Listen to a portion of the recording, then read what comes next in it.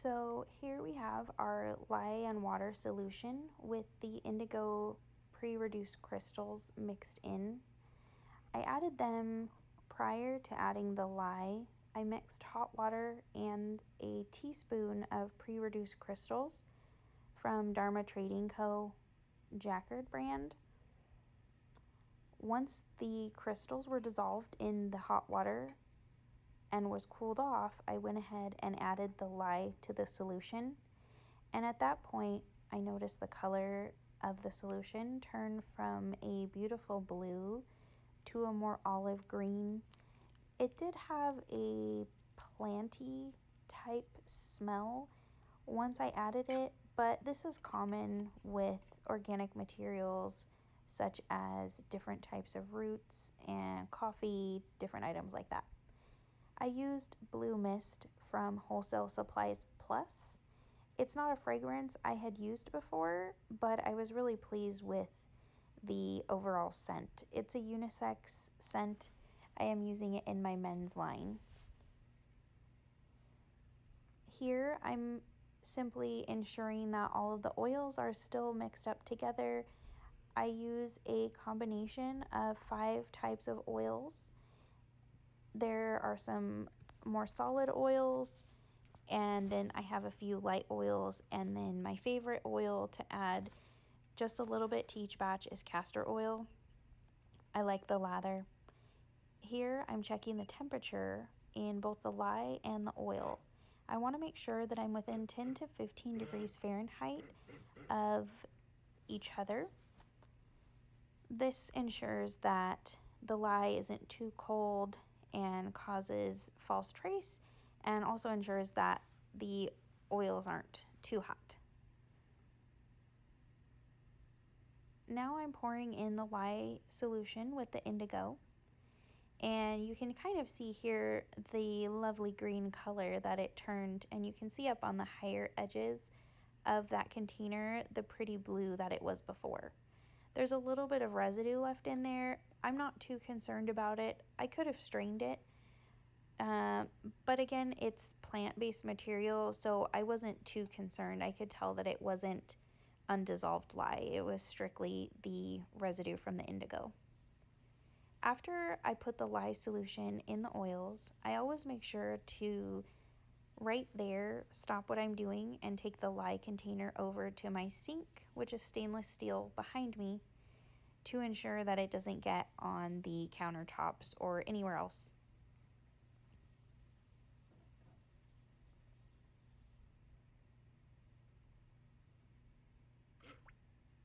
Now I'm going to start stick blending the oils and the lye. It was a very dark mixture, and even though I am an experienced soaper, I did have a difficult time realizing when I was at light trace, just because with the dark color it's difficult to see if the oils are all mixed in or not. As I'm mixing, you can watch the batter turn to a beautiful emerald green. Not the color I was going for, but I really think it's pretty. It's getting closer to trace here. I'm going to stick blend it a little bit more before I add the fragrance.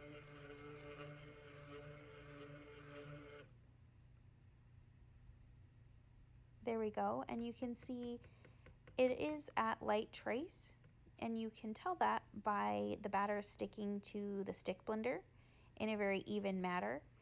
And I'll add the fragrance oil at this point.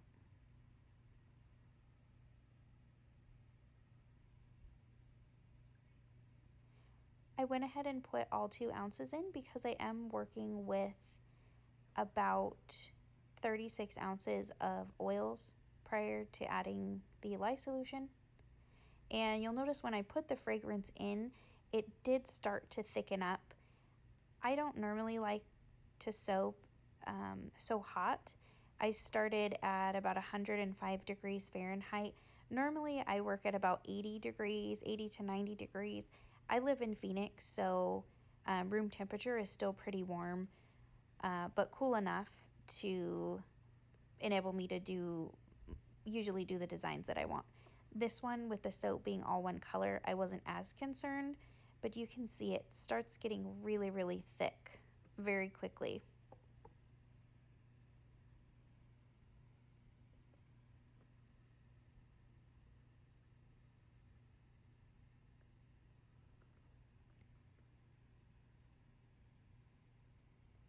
My original design for this soap was to do a diagonal mica line and have it look like the pocket of a denim pair of pants. But when when the batter thickened up so quickly, I wasn't confident that I could get everything in there and the mica line that I was wanting. So for I went ahead and foregoed that. And I'm sure that's not the right word. But it was pretty late when I was soaping. It was about midnight, and I really just wanted to be done with this batch. It was my my third time making an indigo soap, but this was my second time making a large batch.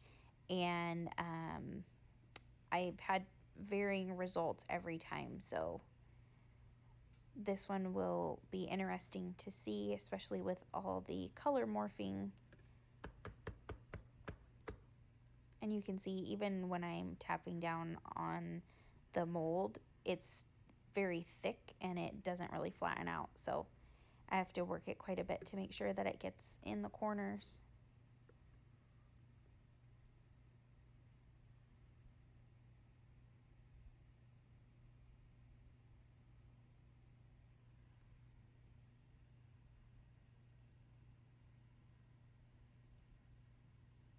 I'm just smoothing the top out here and making sure that the batter gets everywhere so I don't have any bubbles or voids on the sides of the soap. It's a very pudding-like consistency. It was actually quite fun to kind of play around with the soap at this consistency because, like I said, I don't normally soap this warm. So I'm not sure if it was the fragrance oil, the temperature at which I was working, or the indigo that caused the batter to get really thick like that.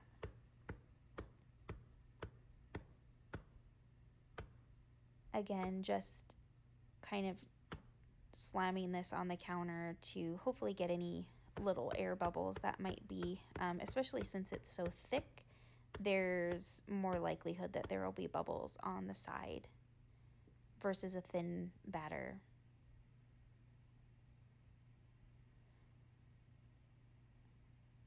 So at this point, I went to go grab a fork because I didn't like the way that the top looked. So I wanted to texturize it.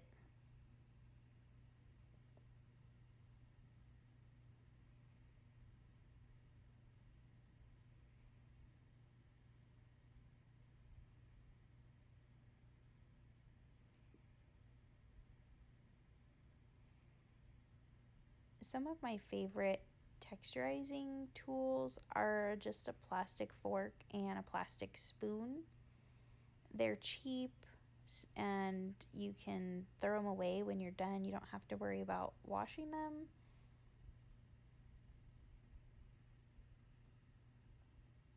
And you can get a lot of unique looks.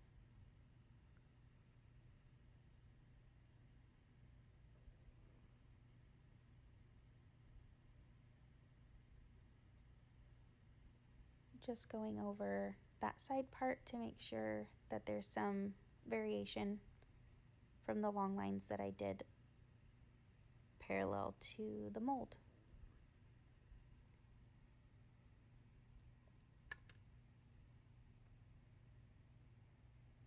Now I'm just going to take a paper towel and clean up the edges. And then I will show you a close-up. And once the close-up's over, be sure to like and subscribe to the channel. I do have a second video of the indigo soap that shows the cutting of the soap loaf once it's all done, and you can see the inside and the color continues to change. Hope you enjoyed this video and stop by again. Thanks so much.